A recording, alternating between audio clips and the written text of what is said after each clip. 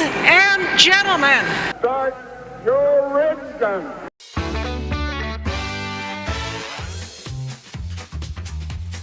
It's Breaking the News with Des Clark.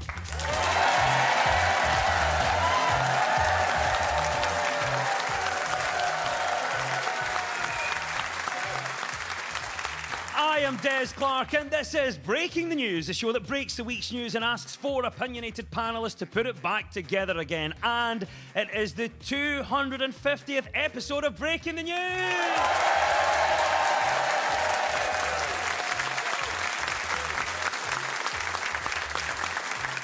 As ever, I am joined by four of the best comics around. On my right, we have Scott Agnew and Janie Godley, and facing off against them are Chris Forbes and Esther Manito. In the news this week, actor Misha Barton will be in the reboot of the Australian soap Neighbours. My uncle used to watch Neighbours constantly, but then they shut their blinds. After 35 years, nearly 14,000 shows and 7 Tony Awards, Broadway's longest-running show, The Phantom of the Opera, has closed. But the story of the musical genius with the terrifying face will continue, as Andrew Lloyd Webber has loads of other ideas.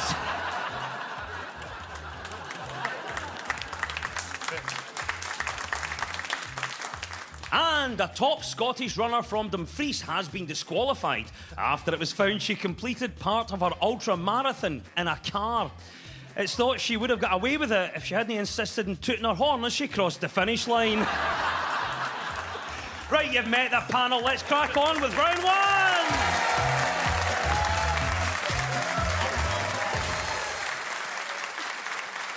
This is the Broken News round, where our teams have to guess two major stories of the week that have been mashed together into one single news headline. So, Scott and Janie, can you tell me what this is all about? Hamza Yousaf's first major policy announcement was supposed to draw a line under the SNP's ongoing problems. But all of this was overshadowed by the World Snooker Championship in Sheffield. Deputy First Minister Shona Robertson Jumped onto one table and threw orange powder over the bays. Nicola Sturgeon Tried to climb onto another table at the same time, but she was stopped by the referee. It's Hamza Yousaf making his first statement to Parliament, but other issues have stepped in and intervened. And that is the right answer. Well done, Scott. It's been a week of high drama in Scottish politics, I think it's fair to say. SNP Treasurer Colin Beattie was arrested by police investigating the party's finances. After a day of questioning, he was released without charge, pending further investigation. And it comes as the First Minister, Hamza Yousaf, was trying to reset his leadership, moving away from the increased scrutiny of the SNP's finances. Hamza Yousaf's statement asked the country three main questions. How do we make Scotland prosper? What will it take to save the environment? And does MD want to buy a camper van? How do you think Hamza Yousaf is getting on as First Minister? I mean, he's only been in the job 3 weeks or something, you know, and I think it's a bit unfair to judge him so far, because at the minute he's kind of looking like a defeated contestant in the final of Bullseye, right? He just standing there playing with a bendy bully, waiting for his bus fare home. But you know, he must be waiting for Jim Bone to turn up, like, look at what you could have won, you know. Ain't one. A luxury camper van. Perfect for weekends away and election campaigning, right? Just, See if they go to another house and there's a speedboat there, we've got a problem. We've got a problem. With all like the financial kind of controversy and, you know, and with the motorhome, that, I don't know, Sturgeon Yousaf, they are becoming a little bit like, you know, the Scottish version of Del Boy and Rodney Trotter. This time next year. Don't worry about it, just get in the car and drive. I think Hamza has got the hardest job possible, because I imagine stepping in to a role where it's literally like he's been told to go into a house on fire and just pee his best to put it out. I did feel a bit sorry for him as well, because the Labour MP, Peter Kyle, like, proper laid into him, but then called him Mohammed. Yeah. Hamza wasn't happy about that. No. He's going to take it up with their leader, Kirk Starmer.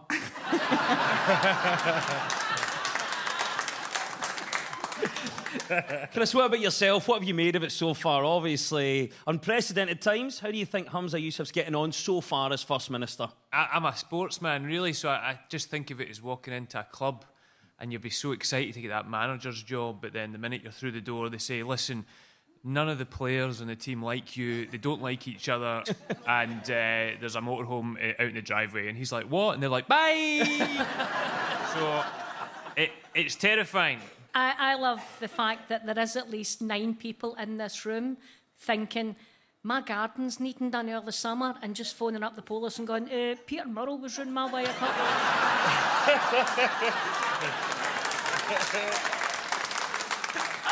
and I'll let him plant a couple of bulbs. We have said once or twice that maybe Humza Yousaf could have been doing with a heads up before he took the gig as First Minister. So let's ask our panel, what do you wish you'd been told before you started a job? My first job as a teenager was working in the pie stalls at Celtic Park. And I wish they'd told me you start your employment in the away end.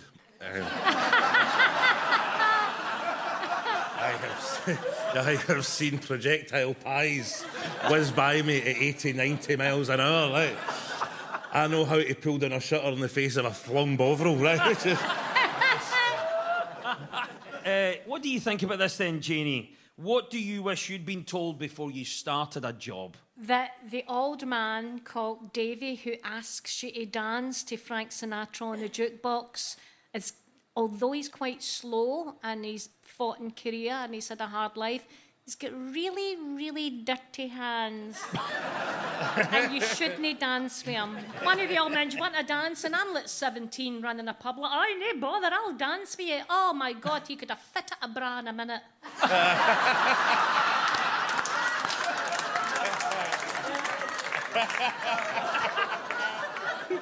Many in the SNP are unhappy with Humza Yousaf delaying the deposit return scheme until next year, as getting 20p back in their bottles was looking like the best way to balance their accounts. Yes, the ongoing trouble in the SNP is the right answer. Scott and Janie, you get 2 points for that. Now to you, Chris and Esther. What was the other story we were after? Yeah, that must be the Just Stop Oil protesters at the Crucible. Absolutely, that's the right answer. It is the news that play was disrupted at the Snooker World Championship after a protester climbed onto a table and covered it in orange powder. There were gasps from the crowd as the man interrupted Monday's match between Robert Milkins and Joe Perry. 7-time champion Stephen Hendry said his main thoughts were, we don't know what that is on the table. Concerns shared by anybody who's ever eaten in a Wetherspoons.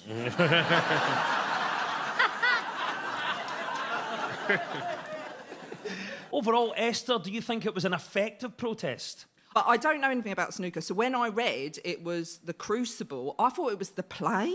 And I was like, that is the most ineffective thing to, like, that must have, like, hit, what, like 100 people watching.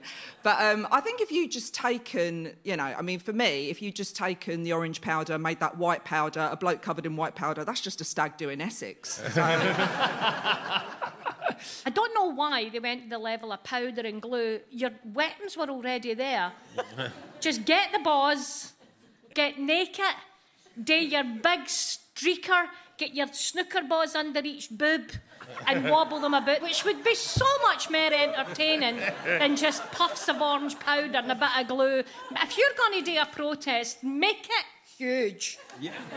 Or just get cats and throw them on the table. Nobody can play snooker or pool when there's like 9 balls and 2 kittens. I was just right disappointed because, like, when that dust settled, I was hoping that was Paul Daniels announcing a comeback, right? I thought he played the long game, like a kind of trick, you know, like I'll disappear for a few years, right? And appear in a puff of smoke at the Crucible. Paul Debbie McGee out a corner pocket, do you know what I mean? Like, da-da, I'm back. But turns out somebody was just disposing of Donald Trump's ashes. But anyway, that was...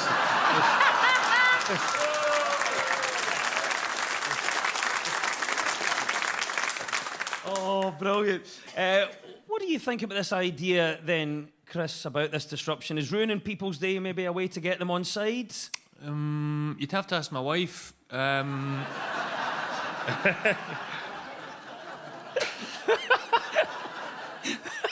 I don't think it normally works. Quite a polite audience when it and happened. they were all just really confused. Like, one guy was mid-clap for ages, just like, is this part of it? I don't know. Is this a trick shot? I mean, is this what's meant to happen? Is this do you have half-time in snooker? I don't know. Well, what do you think about this idea that ruining people's day can create attention and can get them on side? I've been married for 43 years, Des. I've had an awful lot of days spoilt for no good reason. I've had a man wake up and go, I don't like that, and that's it. The day is out the window, we're not going anywhere. What they should do is just get my husband to every single protest to stand there and repeatedly say to people, why are you doing that? How could we make snooker more exciting, Chris? I'd have fewer balls. I'd probably just have a couple of colours, maybe red, yellow, so it's not as confusing. I'd probably have a smaller table, make the cues a bit shorter. I'd keep the black ball, call me crazy. I'd have a cue ball and, I don't know what you'd call it, but if you wanted a game after someone, you'd put a coin on the table. I think that sounds like a great game. Yeah. Genius. The audience are going for it. We've never heard of this before. It's ball stick, I think we'll call it. Ball... Go on then, Esther. How would you make snooker more interesting? Well, after my extensive lessons in the Scottish language, I would say, play it in the scud. Ball stick. Don't encourage him. This is not going to happen. Yes, the last time there was that much powder on a snooker table was when Alex Higgins sneezed at his retirement party.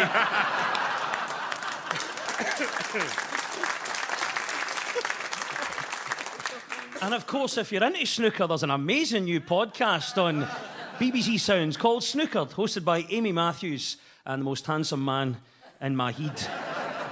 Yes, well done, Chris and Esther. You get 2 points for that. It was the mashup of the trouble ongoing in the SNP and the protest that interrupted the Snooker World Championships. And at the end of that round, well done to our teams. It's all square.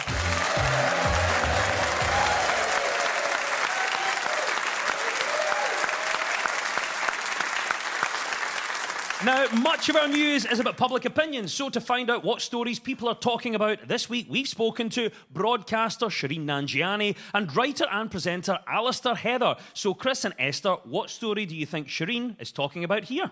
It's the one time of the week I really look forward to. A nice long lunch, then a snooze on the sofa. And now they're going to ruin it for me. Apparently it's modelled on a scheme in the US and in Canada. What happens if you're at a football match and it happens to everyone at once? What a cacophony. It's the emergency phone test. Well done. That is the right answer. It is the news that every phone in the UK will get an emergency alert this weekend. However, it is only part of a test. A message will appear alongside a loud alarm on millions of mobile phones at 3 p.m. on the 23rd of April. The emergency alert system is intended to be used in life-threatening situations, including flooding and wildfires or Prince Harry entering the country. Esther, well done for getting the right answer. Are you prepared for the emergency alert test? Am I prepared to receive a text? Yes. But, I mean, my mum, she made me laugh because she was just like, well, I mean, I can barely get through to you, so good luck to the government. What I say. But I do think we need to remind all drug dealers to check both phones. Chris, what do you think about this? Are you prepared for the emergency alert test? Yeah, and I can't wait. Woo! Are you buzzing for it? I am absolutely buzzing. And Janie Godley, are you prepared for the emergency alert test? I have a big plan set up. My husband does not watch the news. He doesn't have anything, so he doesn't know that it's going to happen. So when it happens, I'm going to start screaming, it's the end of the world! And I'm going to have the sausage dog strapped to my chest. I'm going to have a backpack. Ashley, who will take part in anything that I decide is funny, she'll be stood there with an eye goggle mask on. We'll have water supplies, big bag of porridge, and start. Orange. We have to head to the hills. Scott, what about you? As it's a safety measure, are you happy with the government accessing your phone in this way? I don't see why not. I mean, everybody else has got it. Do you know what I mean? You know, the Chinese can look at you if you're on TikTok. Donald Trump, the Republicans have a look at you if you're on Facebook. You know, Domino's Pizza can message me if I've not ordered for 2 weeks. Do you know what I mean? Like, deed. They think that's how I'm going to get found dead. Right, somebody at Domino's is going to realise he's no. That's 3 weeks he's no ordered. He's never went 3 weeks before. It'd be funny if I was the only person that lived and everybody thinks I'm going to die. Everybody else died and I'm like, I knew this would happen. Obviously, there's a lot of power in the fact that there's going to be a text message sent to every phone in the country. What message would you send? I'd be torn two ways between doing something quite nice. Like, it would be really nice if just everyone in the whole country got a wee message, you know, that just said, you are loved. Or just send a message that says something like, I'm behind you. There we go. A test of the UK's emergency alert system is the right answer. Chris and Esther, you get 2 points for that. Yay. Now to you, Scott and Janie, what do you think Alistair is talking about here? I didn't even mind the subject at school because it helped me do things like physics. I think it's quite funny that the Tory Prime Minister is basically slagging off the Hale of England. Like, because you didn't have primary school level skills, that's why everything's got the dogs around here. It's a bold strategy. Let's see if it pays off for them. I think he was talking about maths. I'll take that as the answer. We're relating to a maths story this week and, of course, to the Prime Minister, Rishi Sunak, who has said an anti-maths mindset is holding the economy back as he announced a review of the subject. So in 2019, the UK, on tests taken by 15-year-olds, was ranked 18th in the world for attainment in maths. Now, other countries may laugh, but at least we made the top 10.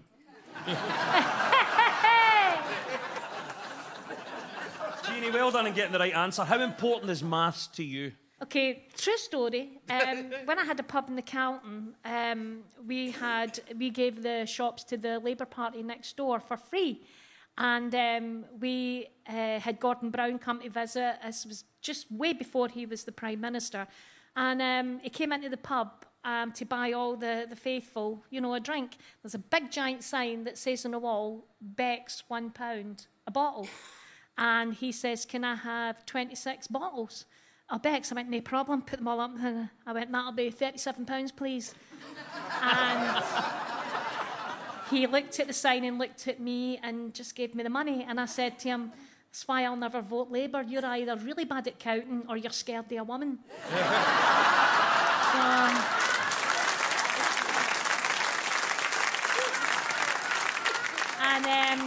That's why maths is very, very important. Oh, brilliant. Great wee story, that. Esther, how important is maths to you? I do think maths is actually really important. And I know you get a lot of creatives and they're all like, no, we need to have like more creative subjects. Well, I'm a creative and to be honest with you, I performed to a stag do, one of which he vomited on me last week. So I think stick with maths.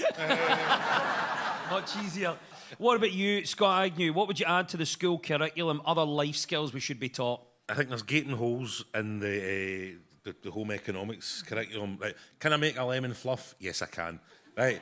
Can I make flapjacks? Yes, I can. Right. Can I get a duvet and a duvet cover in one go without wrecking the house? No. Right.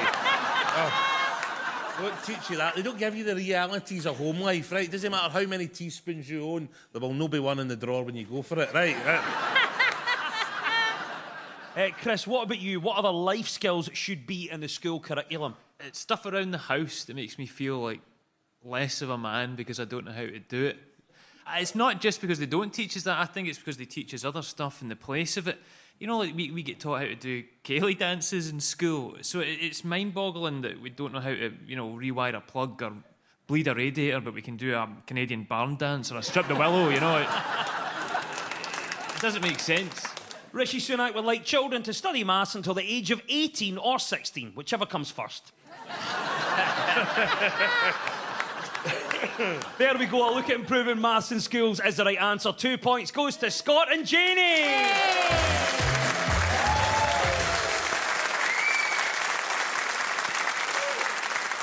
We are in celebration mode as you're listening to the 250th episode of Breaking the News on BBC Radio Scotland with me, Des Clark. Now, this round is all about who is in the news. I will play you a clip of a mystery person. All you have to do is tell me who it is. So, Scott and Janie, you're first this time. Who is this? And this show came to me, and I said, why me? And they said, because your box office gold. I laughed, and I said, well, a little while back, about 30 years ago, after Knight Rider was canceled, they called me box office poison. That is Mr. David Hasselhoff. It's the right answer. Well done. It is indeed David Hasselhoff, who's in the news as a remake of TV hit Baywatch is in the works. A UK reboot of Baywatch was a flop, as nobody wanted to see people swimming through raw sewage to stop small boats reaching Dover. Chris Forbes, what about you? Would you watch a reboot of Baywatch? I'd watch it, but only if it was all the original cast and they all had to do the same opening montage. Yeah. So you've got the Hoff like striding down, but every single time it comes back, he's stopping for a wee breather, bent over. All the Like, women are just... Pamela Anderson's still there, but she doesn't need a float. She's just floating naturally in the water now with her ample chestage. People clinging on, as you know, they wouldn't be able to change who they are, but do the show the same way. But all the women would be doing like an alternating clap between their boobs, just clapping along as they're running.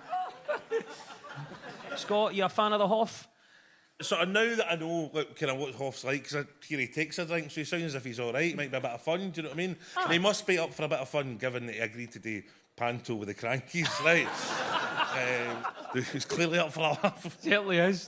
Janie, what about? I don't know if you've met him. I know you met a lot of famous people. Are you a fan of David Hasselhoff? Fan of the Hoff? No, I didn't like him. Oh, fair enough. No, your cup of tea, No. no. He looks like he smells.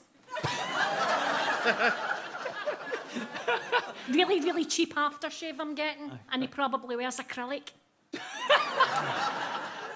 But there you go, it is news for fans of Baywatch. They're going to bring it back for 2023. But what do you think needs a 2023 reboot, and why? Is it too early to say Scott Squad? Give me a job. Chris Forbes, star of Scott Squad, wanting an immediate comeback for it. I think we've probably all been thinking in a similar vein here, but I would bring back Taggart, because there's now also a word that's just as good as... You know how people loved the whole, there's been a murder? Now people can say, there's been a motorhome. Baywatch in the 90s was so far removed from our lives here in Scotland. All those people on a beach in summer, and not one had their big coat on. And there we go. Yes, 2 points to Scott and Janie. That was, of course, David Hasselhoff. Right, Chris and Esther, it's your turn now. Who is this and why are they in the news? You know, we are going to get behind our girl because she is fantastic. We were so blessed with Sam last year. He was such a great ambassador for our country as well. Is it Rylan? That was, of course, Rylan, and it is the news that the BBC's radio coverage of the Eurovision Song Contest Grand Final will be presented by Rylan Clark alongside Scott Mills. Obviously, you recognise Rylan there, part of the Eurovision coverage. Esther, are you going to be watching Eurovision this year? No, because my kids are in a musical this year, so there's only one painfully out-of-tune show that I'm going to be watching. What kind of sadist is listening to that on the radio? Right. Eurovision is no known for its singing, standards. But the point of it is it's on the TV and you've got all the kind of campery and the nonsense. But just to sit and listen to it in the radio, that can't be normal. What else are you doing? Just pouring Tabasco sauce in your eyes that evening. Yeah, maybe you miss out on something just by hearing it. Liverpool are hosting a wonderful city. Good luck to them. But is it a shame that Glasgow missed out? Yeah, but at least Liverpool will make Glasgow look sober. So. Oh, Chris, what do you think? Look, we love Liverpool, but is it a shame that Glasgow missed out on hosting? I think so, but only because I like to think it would have become more of just a kind of community feel, like a sing-song rather than a competition. I like to think that the host would have had to stop in between countries to say, and now we've got Susan from East Kilbride who's going to come up and do Summer of '69, and just, Oh, I'd have watched that. That would have been brilliant.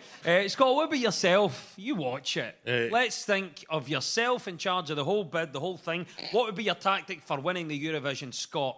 Nipple tassels, mainly. Nipple tassels and Monster Munch, which I realise that's actually just Sam Smith's new tour.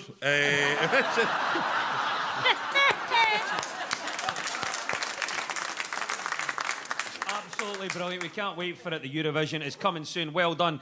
Rylan used to host a show where contestants frantically raced around a store, emptying shelves and desperately trying to locate hard-to-find items. The programme was called Supermarket Sweep, but today it's just known post-Brexit as shopping.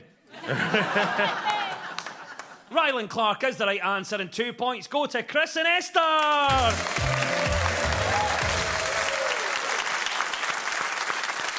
And it's time now for our final quickfire round, which is all about deciphering the numbers in the news. So I will read out a headline. All the teams have to do is fill in the blanks. So get ready, teams. When we run out of time, you'll hear this. I feel like I could do the job. There you go. That's Hillary Clinton there, putting herself forward to be the new SNP finance officer.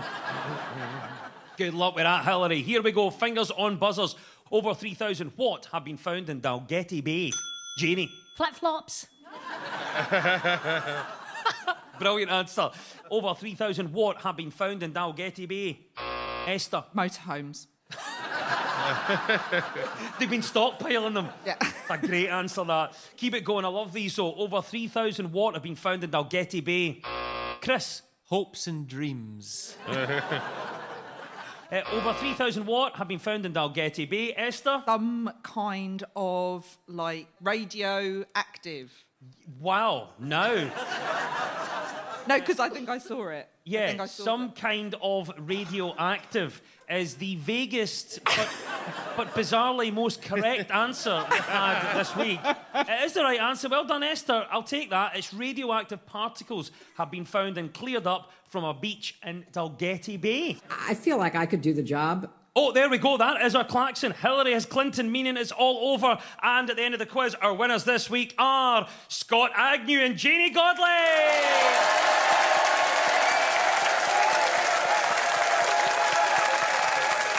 And commiserations to Esther Manito and Chris Ford.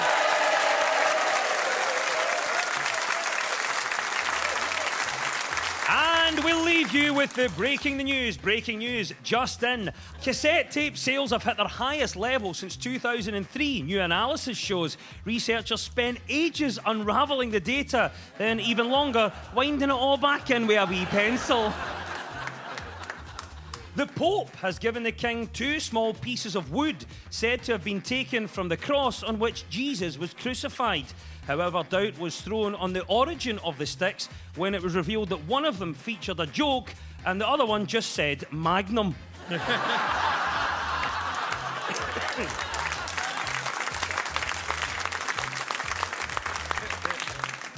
And second homes could soon be charged double the full rate of council tax under new plans by the Scottish Government, although your luxury holiday home will be exempt if it's on wheels and parked on your mum's driveway. The news is broken. I've been Des Clark for the 250th time. Goodbye!